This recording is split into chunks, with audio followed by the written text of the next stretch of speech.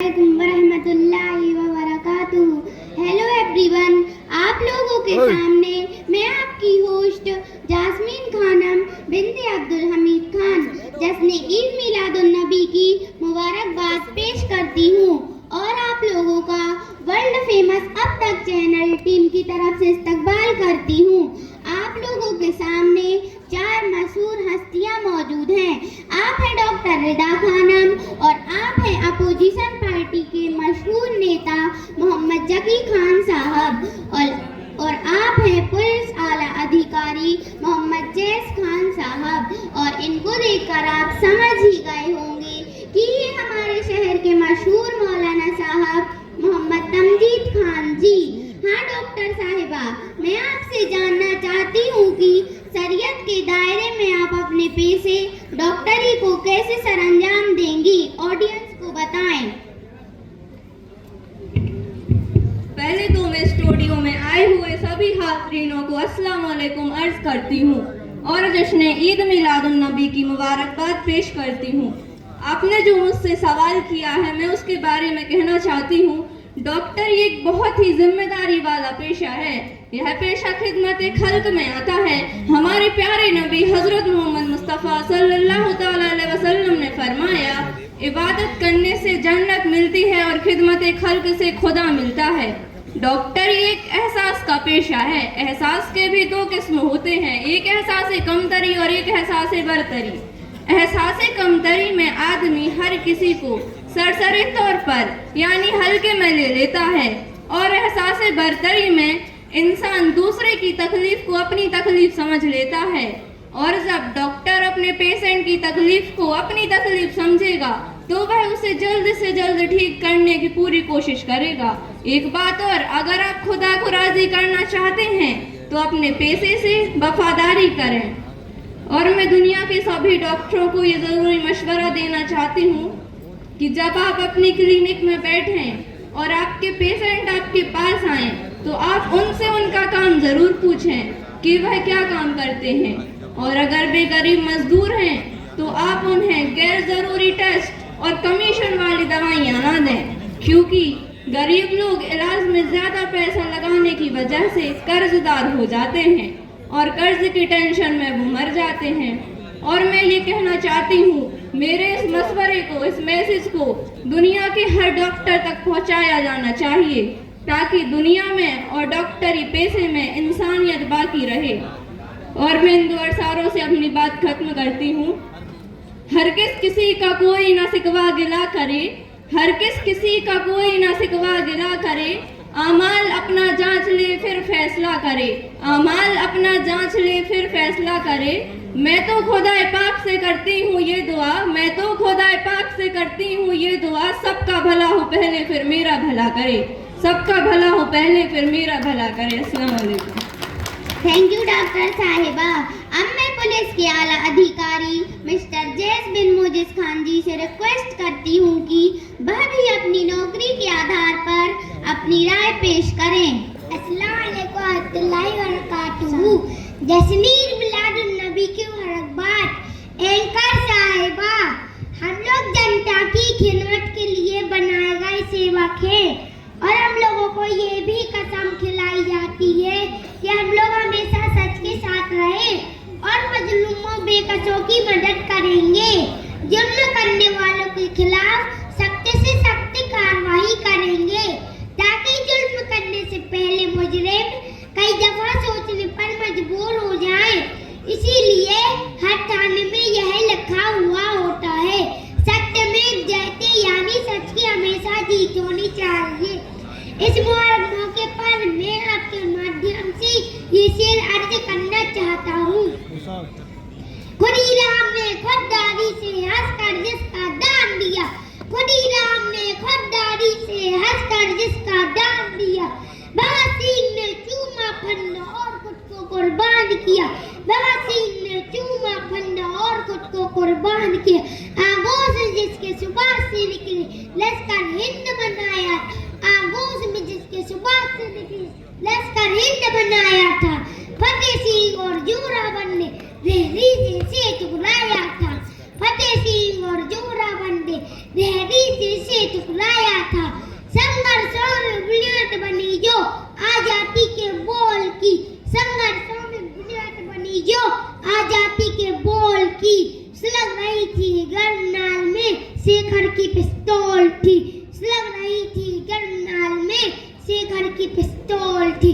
खिल रही थी रोम रोम में अशफाकुल्ला खान के, खिल रही थी रोम रोम में अशफाकुल्ला खान के। वही जवानी दौड़ रही है खून में हिंदुस्तान के, वही जवानी दौड़ रही है खून में हिंदुस्तान के असवाले। बहुत खूब सर। हमारे बीच में एक बहुत ही लोकप्रिय नेता मोहम्मद जकी मोहम्मद शफी साहब मौजूद हैं। आज हम नेताजी से जानेंगे कि उनकी नज़र में शरीयत और संविधान में से पहले क्या है। हाँ जास्मीन जी, मैं जानता था कि मुझसे ये सवाल जरूर पूछा जाएगा कि मैं शरीयत को पहले मानता हूँ या संविधान को।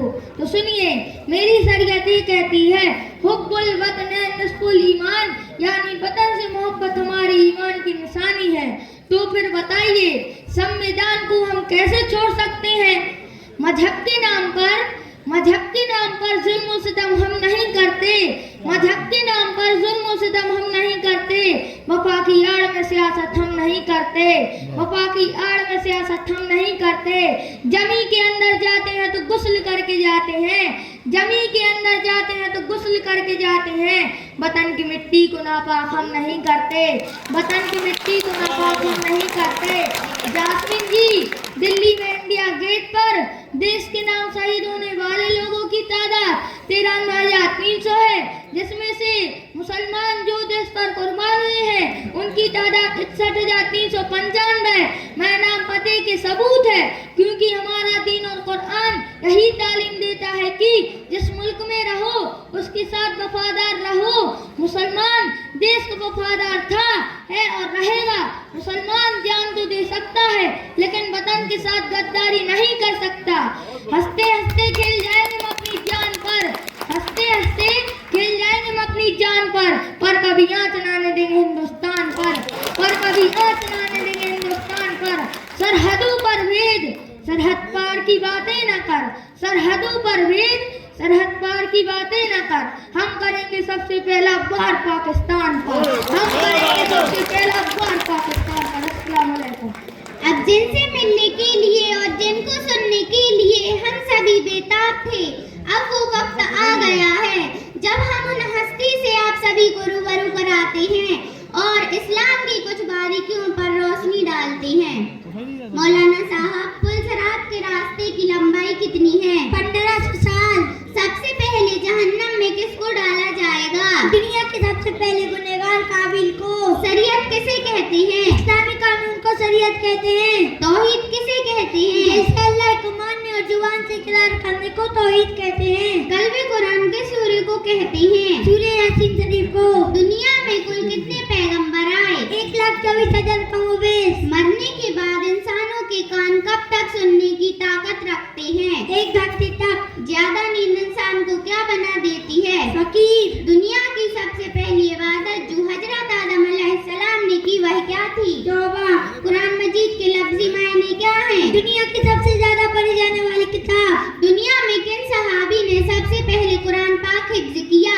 खलीफा हज़रत उस्मान गनी रज़ियल्लाहु ताला ने। वो कौन सी कलम है जिससे लिखना जायज नहीं? सोने की कलम। कुरान पाक में सबसे ज्यादा कौन सा लफ्ज इस्तेमाल हुआ है? अलिफ। मौलाना साहब, आपके जवाब हमारी ऑडियंस ने सुने और उन्होंने इस्लाम के बारे में जाना। अब मैं आपसे गुजारिश करती हूँ कि मुख्तसर अंदाज में शरीयत पर कुछ रोशनी डालें। बुजुर्ग और दोस्तों, मैं आप लोगों के सामने चंद जरूरी बातें अर्ज करना चाहता हूँ, जिन पर अमल करने से ये मिट्टी का पुतला, ये नापाक कचरे से बना इंसान फरिश्तों से अफजल बन सकता है। वो तरीका जनाब मोहम्मद रसूलुल्लाह सल्लल्लाहु ताला अलैहि वसल्लम की लाई हुई शरीयत है। सहाबा ने अल्लाह की मानी और अल्लाह के रसूल की मानी। अल्लाह ताला ने उन्हें दुनिया में चमकाया और आखिरत में ऐसी ऐसी नेमतें मिलेंगी जिनका ख्याल भी किसी की के लिए मिलेंगे, जिनके नीचे से ट्रेनें जारी होंगी। बुजुर्ग और दोस्तों, ये हमको कब मिलेगा? जब हम जनाब मोहम्मद रसूलुल्लाह सल्लल्लाहु ताला अलैहि वसल्लम की लाई हुई शरीयत पर अमल करने वाले बन जाएंगे। अल्लाह ताला तमाम ईमान वालों को हुजूर की शरीयत पर अमल करने की तौफीक अता फरमा, आमीन। इससे इंतजार करने पर खत्म करता हूँ। खुन्ना तेज राह पर औरों के आदी बन गए, खुन्ना तेज राह पर औरों के आदी बन गए। क्या नजर थी जिसने मुर्दों को मसीहा कर दिया, क्या नजर थी जिसने मुर्दों को मसीहा कर दिया। बहुत बढ़िया मौलाना साहब, आप सभी हमारे बीच तशरीफ लाए और हम सभी लोगों को अपने पेशे के बारे में ईमानदारी से निभाने का तजुर्बा दिया। उसके लिए हम सभी तहे दिल से आप सभी का शुक्रिया अदा करते हैं और अल्लाह ताला से आप सभी के हक में दुआ करते हैं कि आप सभी के हुनरों को, उम्रों को और इल्मों को दिन दूनी रात चौगनी तरक्की अता फरमाए और पूरी उम्मत मोहम्मदिया की मग़फ़िरत फरमाए, आमीन। सामान्य तिजारत मेरा ईमान नहीं है, सामान्य तिजारत मेरा ईमान नहीं है। हर दर पे झुके सर ये मेरी शान नहीं है, हर दर पे झुके सर ये मेरी शान नहीं है। हर लफ्ज़ को सीनों में बसा लो तो बने बात, हर लफ्ज़ को सीनों में बसा लो तो बने बात। ताक़ू में सजाने को ये कुरान नहीं है, ताक़ू में सजाने को ये कुरान नहीं है। इसी के साथ आपकी जास्मीन आपसे विदा लेती है।